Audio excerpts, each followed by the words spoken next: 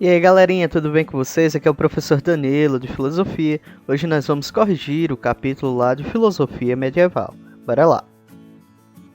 A questão 1 fala: os padres da igreja são todos aqueles homens que contribuíram de modo determinante para construir o edifício doutrinário do cristianismo, que a igreja acolheu e sancionou. O interesse desses homens, inclusive dos mais cultos, é antes de mais nada religioso e teológico.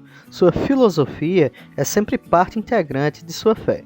Os problemas teológicos maiores que reclamaram o envolvimento de importantes conceitos filosóficos foram: letra A, o da trindade; letra B, o da encarnação; letra C, o das relações entre liberdade e graça; letra D, o das relações entre fé e razão.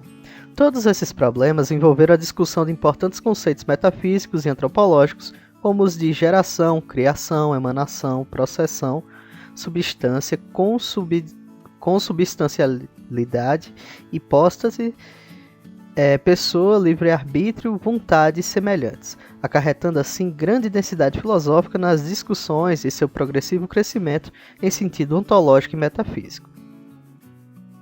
Então, diante do texto, a patrística foi o primeiro momento da filosofia cristã em que, no caso, a alternativa correta aí seria a letra D. Os temas e os procedimentos de investigação filosóficos foram ampliados e aproveitados na explicação da verdade revelada. Então, na prática, durante a patrística, nós vamos ter aí uma absorção da cultura filosófica grega, principalmente lá da filosofia aristotélica, para que houvessem argumentos lógicos e racionais que justificassem os dogmas e toda a prática religiosa cristã. A patrística surge no século II d.C. e estende-se por todo o período medieval, conhecido como Alta Idade Média. É considerada a filosofia dos padres da Igreja. Entre seus objetivos, encontramos a conversão dos pagãos, o combate às heresias e a consolidação da doutrina cristã. Sobre a patrística, assinale o que for correto. Entre as alternativas corretas aí, pessoal, seria a 01, a patrística deixa de ser predominantemente como doutrina do cristianismo, quando a partir do século IX surge uma nova corrente filosófica denominada escolástica, que atinge o apogeu lá no século XIII. A 04 também estaria correta. Vários pensadores da patrística, entre eles Santo Agostinho, que foi falado lá no capítulo, tomam ideias da filosofia clássica grega, particularmente de Platão, que são adaptadas às necessidades das verdades expressas pela teologia cristã, que fala lá exatamente sobre beber lá da fonte da filosofia grega antiga, no intuito de construir uma filosofia religiosa. E a 08, a aliança entre a patrística estabelece entre a fé e a razão, caracteriza-se por um predomínio da fé sobre a razão.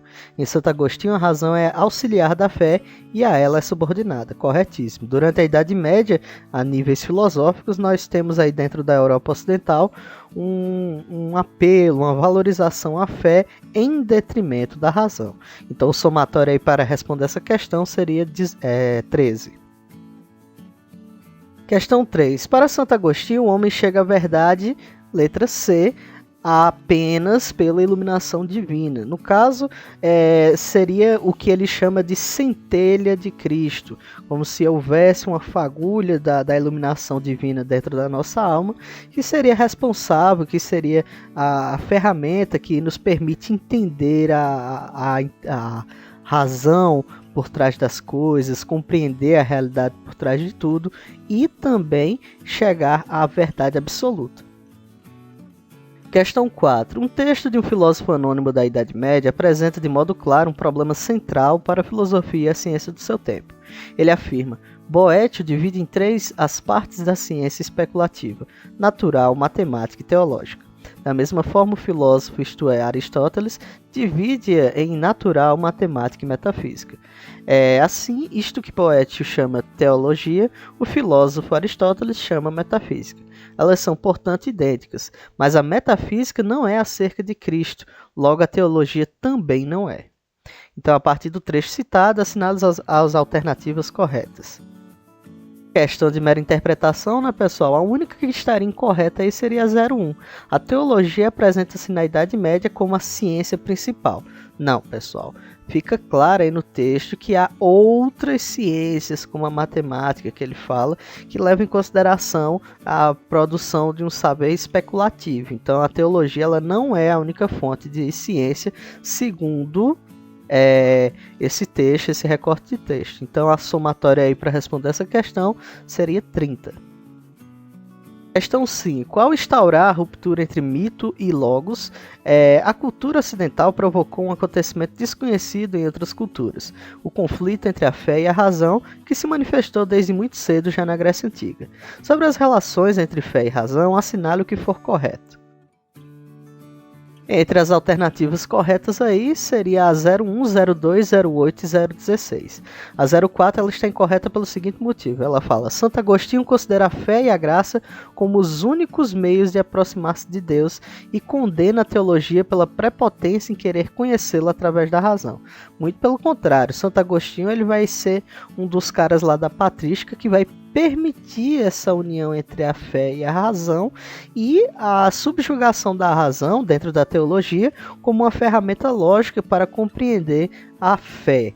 É claro que a fé tem um limite lá de compreensão e passa apenas a ser a questão da credulidade, de acreditar apenas.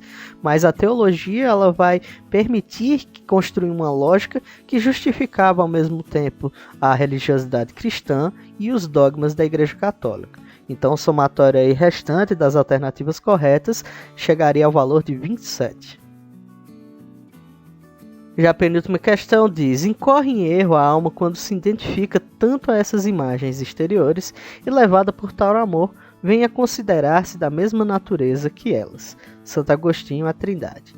No trecho reproduzido do livro A Trindade, Santo Agostinho discute a atuação do amor na relação entre a alma e a imagem das coisas exteriores, em vista do conhecimento de si.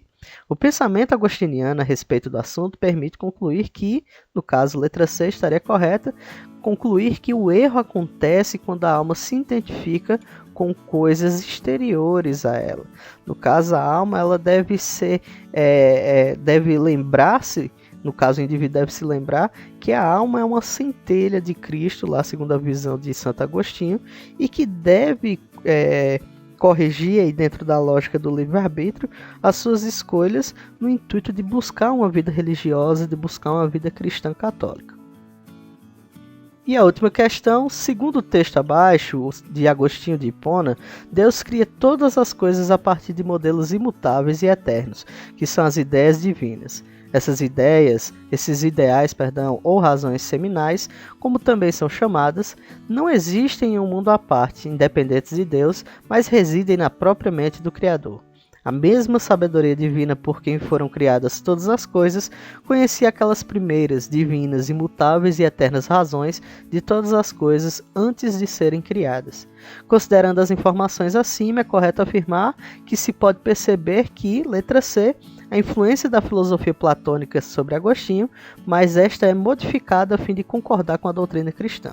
A partir do momento aí que Santo Agostinho faz essa separação entre o mundo divino e o mundo mutável, o mundo real, o mundo ao redor de nós, ele acaba referenciando diretamente lá o dualismo platônico, que cria o mundo das ideias e o mundo das sensibilidades, um mundo perfeito, imutável, e do outro o mundo mutável, que está em constante transformação, que permite várias interpretações ao mesmo tempo.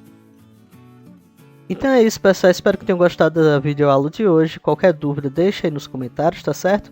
E para a próxima semana eu quero que vocês façam uma revisão dos conteúdos, se possível assistindo novamente as videoaulas de filosofia, tá certo? Vão estar sendo passadas aí para vocês, assim como foi passado lá em História, um exercício revisional para a gente rever um pouco e reforçar o conteúdo que foi visto aqui pela plataforma EAD. Um grande abraço a todos, uma ótima semana para cada um de vocês, tá certo? E até mais!